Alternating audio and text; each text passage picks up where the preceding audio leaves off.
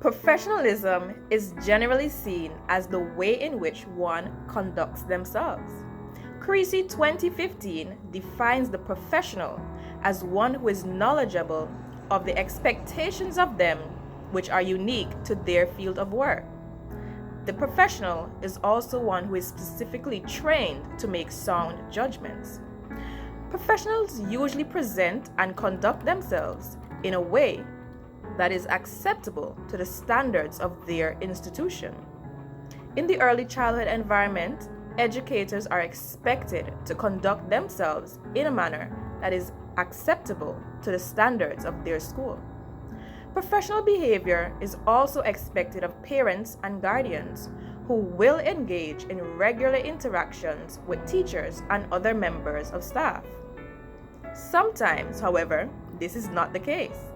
It is very rare that both parents and teachers have had at least one unprofessional experience in their life.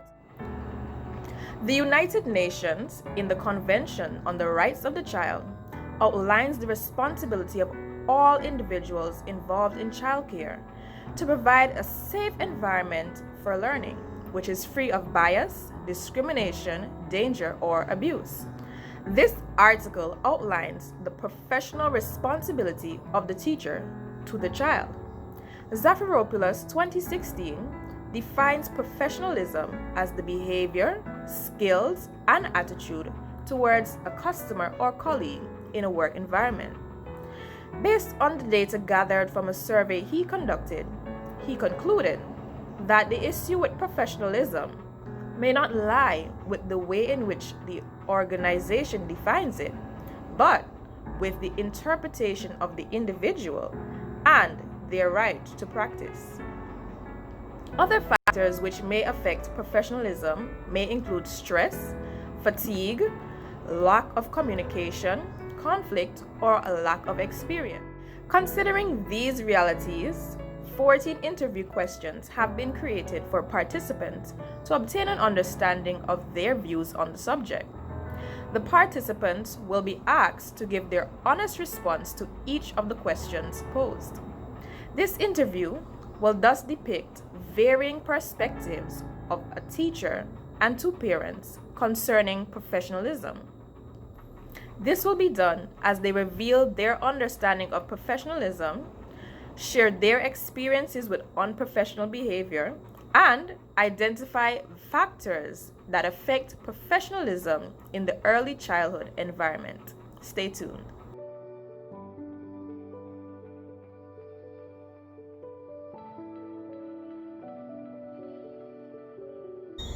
Hello, good day, Trisha.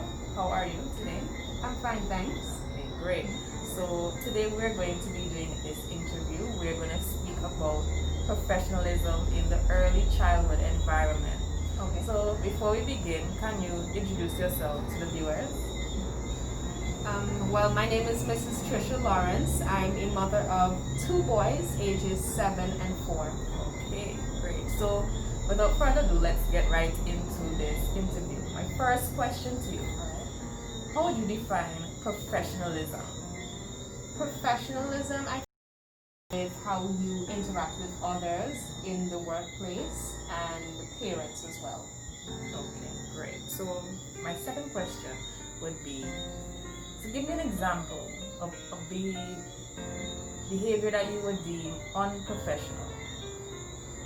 An example would be if maybe someone is trying to raise an issue or lodge a complaint and you're very dismissive, you're not taking the time to hear them out, you're just kind of brushing them off. Yeah. Okay, great. So if you were in that situation, how would you deal with that type of behavior? As the person who's Receiving. Okay. I would probably escalate the matter, to be honest, because I need my issue addressed. Okay, that's fair, that's fair. So have you ever experienced unprofessional behavior with any member of staff at your child's school? Unfortunately, I have. Yes. Okay. So do you find that unprofessional behavior, those situations, do they occur often? Not really. It might more so be with a specific member of staff than general staff on a whole. So my next question to you is, do you find that unprofessional behavior, is it viewed as a serious offense at the school? Yes, actually. Yes, okay. So is it dealt, do you find that when unprofessionalism, when it occurs, is it dealt with promptly in your experience? I would say so, yes. Okay, great. So my next question to you would be, do you think that educators, do they have a professional responsibility to their students? To the students? Yes. Yes, actually. How? Well, the first thing that I can think of is that they ought to be an example for these persons. In a school setting, you're training these persons, you're not only giving them knowledge, but you're also training them for later life. So when they grow up, they have to enter a workforce. They also have to learn how to be professional. It's just general character building. Correct. I would say. Okay. Right. So my next question to you. Do you think that it is important for the staff, the administration, to provide professional training for the colleagues, the members of staff? Do you think that's important? Most definitely. Nice. Do you think that as they provide that training, it will help the staff members to improve their professionalism? Yes, there's always room for improvement, and training is one of the best ways to facilitate that improvement. Yes. Great. So my next question to you is, do you think that unprofessional interactions between a parent and a teacher, will that affect the child in any way?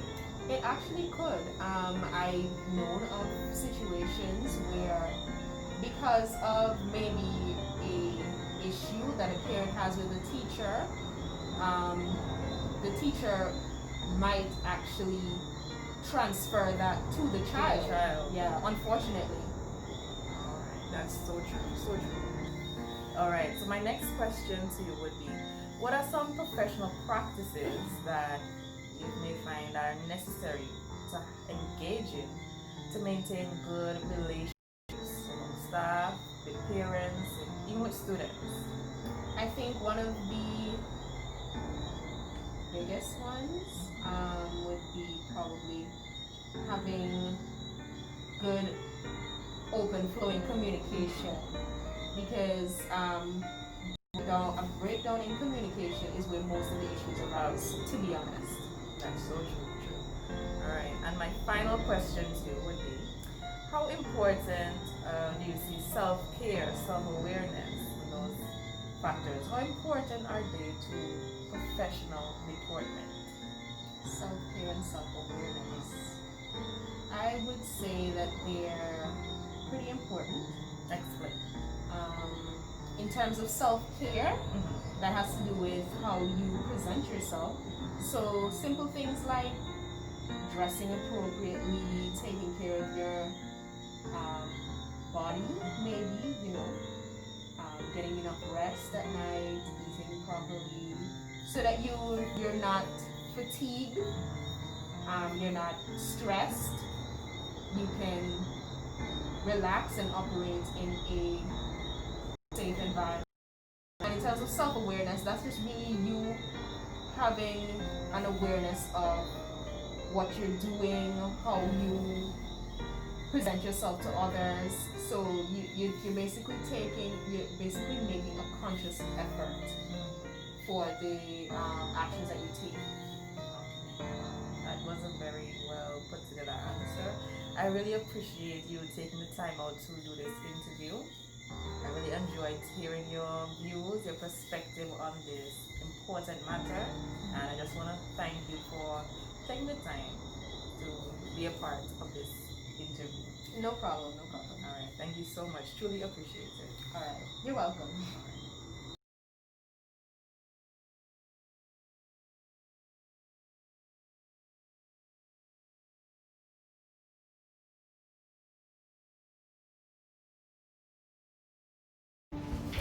Good day, Miss Bright. How are you? I'm good. Thank you so much for being on this interview today. You're welcome. I'm going to begin with my first question. How would you define professionalism? Well, professionalism is the way in which one carries themselves or the way in which someone body you know, body tone of how you express yourself. Alright, thank you. Number 2. Give me an example of behavior that you would consider unprofessional. Speaking too loudly or argument or something. So getting into an argument, getting too loud with someone. Mm-hmm. Okay, thank you. Have you ever experienced unprofessional behavior? Yes. And how often would you say you experience unprofessionalism? 1 or 2 times. So not too often. Often, yeah. Alright. But when it happens, do you find that this kind of behavior, is it viewed as a serious offense or it's taken lightly? Not that serious, it's just, you know, It's not taken seriously at all. Do you find that it is important for educators to have a professional responsibility to their students? Yes, I do. Why? Because students relate to them, mostly teachers too. They gravitate to the teachers a lot. Like my son, he would everything for him is his teacher this and his teacher that. Sometimes they would actually lie for this teacher. Teacher say this, teacher say that. Right, so they're really viewed as Yes, role models. model. Right, to the next question. Do you think that it is important for the administration of the school to provide professional training for staff? I think so, because I find some of the teachers, they're not really professional. So providing a little more training would help going forward, you know. So you answer my next question. Do you think that this training will improve their behavior, professional behavior? Most likely it will. Right. Can unprofessional interactions between a parent and a teacher affect the child? Yes, it can. Because without that relationship between the parent and the teacher, you will find the child will behave in a certain way as well. And let's say there's an altercation between the teacher and the parent. Yeah. What do you think the child would be with that? They won't have any respect to the teacher because the child will look at it, okay, my mother don't like you, so they will behave in a certain manner. So they will basically like lose respect, you know? Right. Okay. Alright. So what are some practices, professional practices that you think teachers or even staff, parents should engage in? Communication is one. By having that kind of relationship with the teacher as a parent, it's very good. You check up regular to find out how the child is doing in school or how they're getting along in class.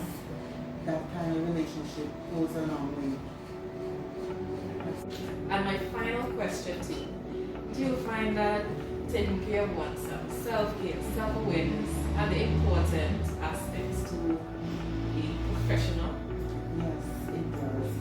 Because eating well, sleeping well, even exercising, it contributes to a lot of your body and it's your brain as well, and it helps you to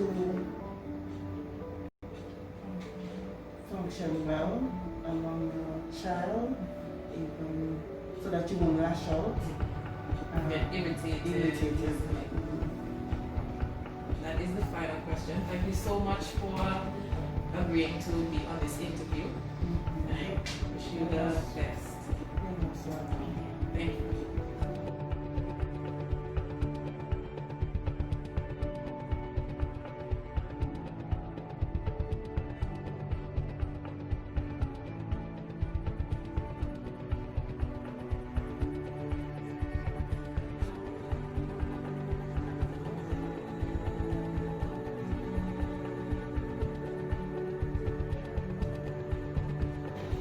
Good day, Ms. White. Good day, How are you doing? I'm well.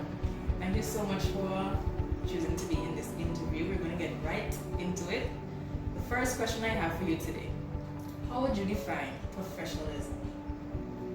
Professionalism, to me, refers to the manner in which an individual who is employed carries themselves, how they dress, how they speak to their colleagues, and their overall manner of handling the work that is given to them.